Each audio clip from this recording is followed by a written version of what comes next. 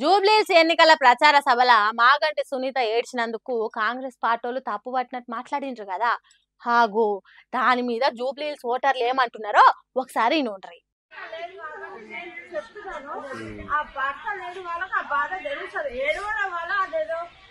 మనకు వచ్చిన బాధ ఏదో అది ఏది కోల్పోయిన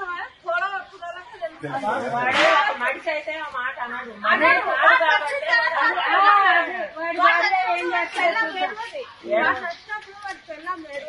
తల్లిదండ్రులు చచ్చిపోతే వాడు ఏడవలేదు, వాడికి ఏడుపు అంటే ఏందో తెలవదు.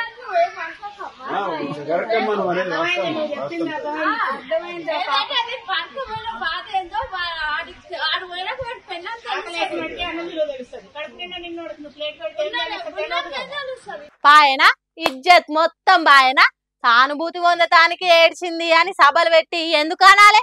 ఇప్పుడు వీళ్ళతో ఇట్లా మాటలు ఎందుకు ఆడాలి? కట్టుకున్న భర్త కాలం చేసిపోతే మొగన్ని కోల్పోయిన ఆడోళ్ళకే తెలుసు ఆ ఆవేదన ఎట్లుంటదో. యాక్షన్ చేసిందని ఎట్లా అంటాడు? మనిషి అయితే మానవత్వం ఉంటే గా మాట మాట్లాడొద్దు అని అంటున్నారు. మాగంటి గోపీనాథ్ బిడ్డ ప్రచారం చేసుకుంటే ఇంటికి తిరుగుతుంటే ఓ అక్క మాట్లాడిన మాటలు ఇవి.